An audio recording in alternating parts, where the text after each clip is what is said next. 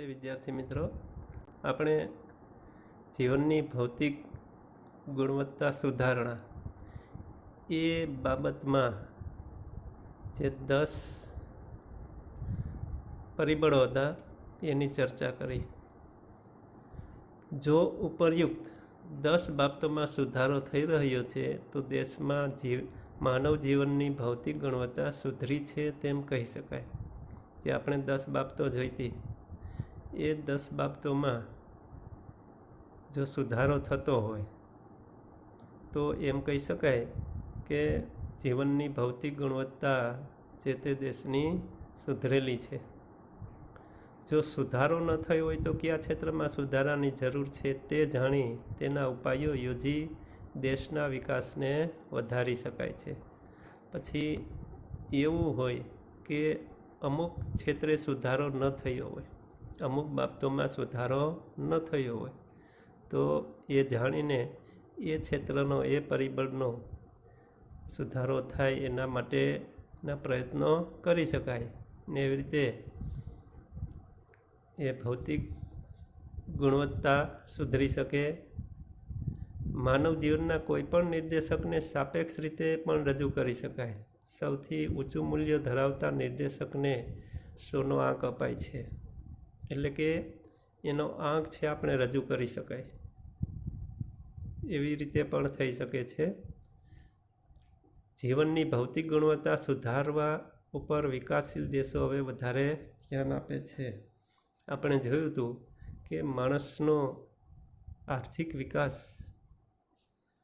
કે જીવનની ગુણવત્તા ફક્ત રાષ્ટ્રીય આવકના વધારાથી કે માથાદીઠ આવકના વધારાથી થઈ શકતી નથી. જીવનની ગુણવત્તા સુધરી શકતી નથી. જીવન ધોરણ છે એમાં સુધારો થઈ શકતો નથી. એટલે વિકાસશીલ દેશો પણ હવે આવી જીવનની ભૌતિક ગુણવત્તા સુધારા ઉપર ધ્યાન આપી રહ્યા છે. આ જે 10 બાબતો આપણે જોઈ, જો એ 10 બાબતોમાં સુધારો થાય તો આપણે કહી શકીએ કે દેશનો વિકાસ થઈ રહ્યો છે. એટલે બધા દેશ હવે આના માટે પ્રયત્ન કરે છે. હવે જીવનની ભૌતિક ગુણવત્તાનો આંક એટલે કે ફિઝિકલ ક્વોલિટી લાઈફ ઇન્ડેક્સ, જેને ટૂંકમાં PQLI તરીકે આપણે ઓળખશું. રાષ્ટ્રીય આવક અને માથાદીઠ આવકનો વધારો એ આર્થિક વિકાસનો સાચો નિર્દેશક નથી. તેમની અનેક મર્યાદાઓ છે. આપણે જોઈ રાષ્ટ્રીય આવકની અને માથાદીઠ આવકની વધારો થતો હોય, પરંતુ એ વધારો છે એ પણ દેશના દરેક લોકોનો વિકાસ કરતો નથી. એના જીવન ધોરણમાં સુધારો થતો નથી. એનો મતલબ કે એ આર્થિક વિકાસનો સાચો નિર્દેશક નથી, કારણ કે એની ખામી છે, મર્યાદાઓ છે. દેશની વધતી આવક અમુક લોકોના હાથમાં કેન્દ્રિત થાય તે વિકાસ નથી.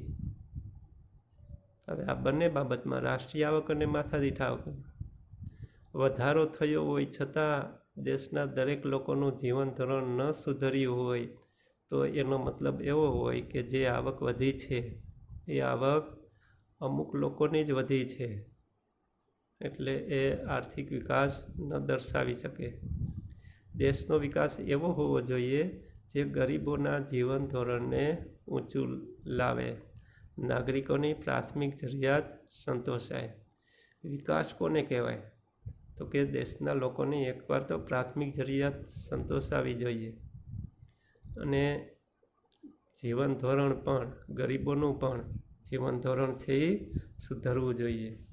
જેની આવક વધતી હોય એનું તો જીવન ધોરણ સુધરે જ, પરંતુ ગરીબ લોકોની આવક વધતી ન હોય તો એનું જીવન ધોરણ પણ સુધરી શકે નહીં. આ બાબતને ધ્યાનમાં રાખીને ડેવિસ મોરિસે જીવનની ભૌતિક ગુણવત્તાના આંકની રજૂઆત કરી છે. તો આ બાબતને ધ્યાનમાં રાખી છે કે દેશની રાષ્ટ્રીય આવક વધી હોય, માથાદીઠ આવક વધી હોય છતાં બધા લોકોનું જીવન ધોરણ સુધરતું નથી, એની પ્રાથમિક જરૂરિયાત પણ સંતોષાતી નથી. એ બાબતને ધ્યાનમાં રાખીને મોરિસ ડેવિસ મોરિસ નામના જે વિદ્વાન હતા એને બીજો એક નિર્દેશક આર્થિક વિકાસનો રજૂ કર્યો, જેને જીવનની ભૌતિક ગુણવત્તાના આંક તરીકે ઓળખીએ છીએ. ટૂંકમાં PQLI તરીકે એને ઓળખવામાં આવે છે. આ આંકમાં માનવ જીવનના ભૌતિક ગુણવત્તામાં સુધારાને આર્થિક વિકાસ ગણવામાં આવે છે. તો આ આંકમાં જો સુધારો થાય તો એમ કહી શકાય કે દેશનો આર્થિક વિકાસ થઈ રહ્યો છે.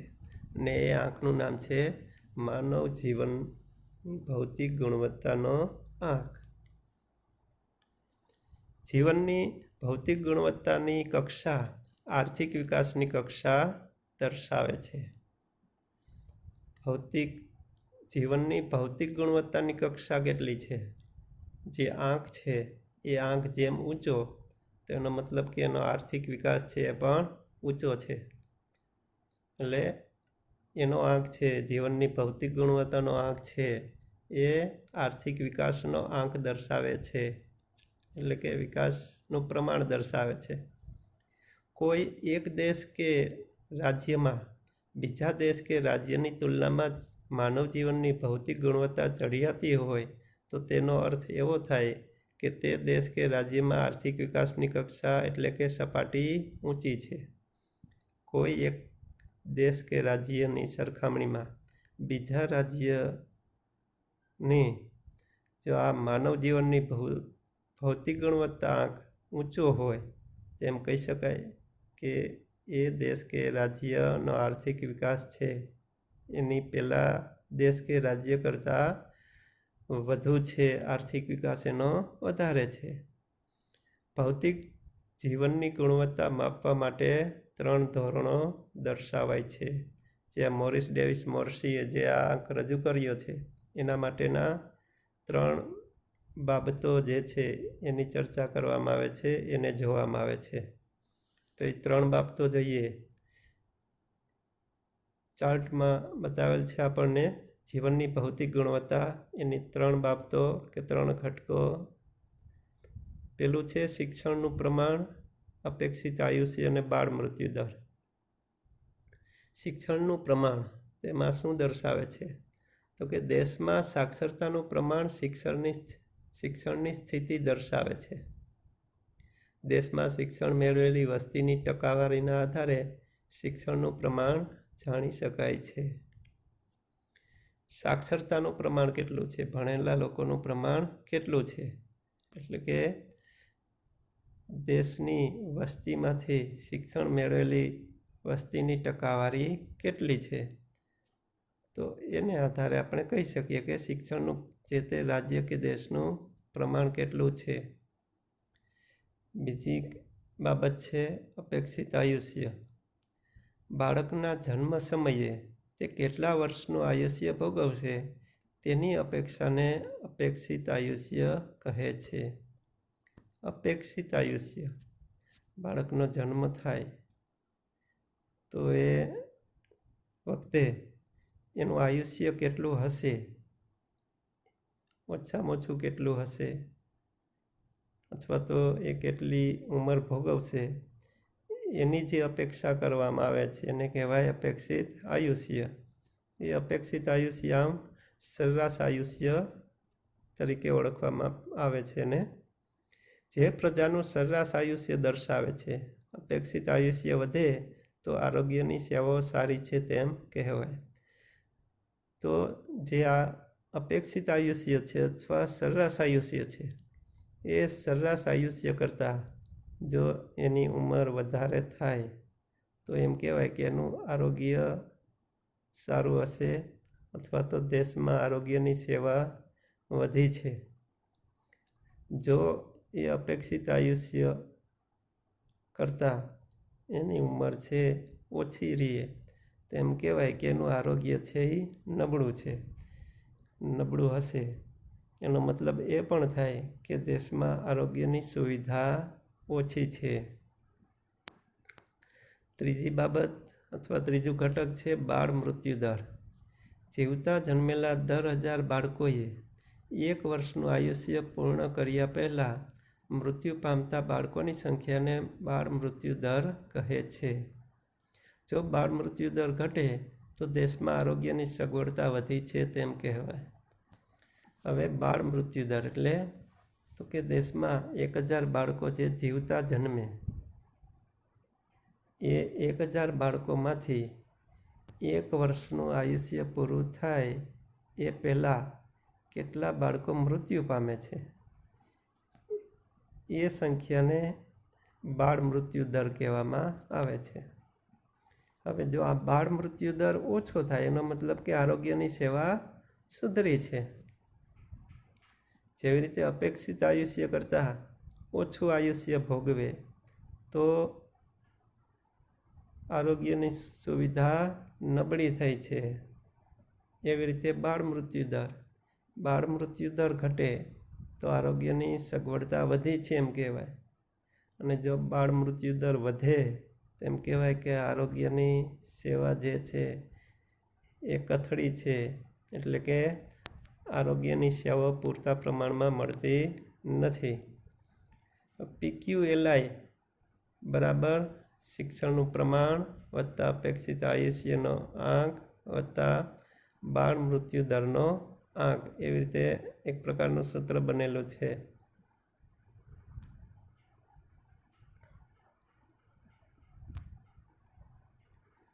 હવે આમાં 3 બાબત જોવામાં આવે છે: શિક્ષણ, અપેક્ષિત આયુષ્ય અને બાળ મૃત્યુ દર. તો આ 3 બાબતો જ કેમ? એમાં જોઈએ પહેલું, આ ત્રણેય બાબતો અંગેના વિશ્વાસપાત્ર આંકડાઓ દરેક દેશમાં મેળવી શકાય છે. શિક્ષણનું પ્રમાણ કેટલું છે દેશમાં, અપેક્ષિત આયુષ્ય કેટલું છે કે બાળ મૃત્યુ દર છે, એના ચોક્કસ આંક છે આપણે મેળવી શકીએ છીએ.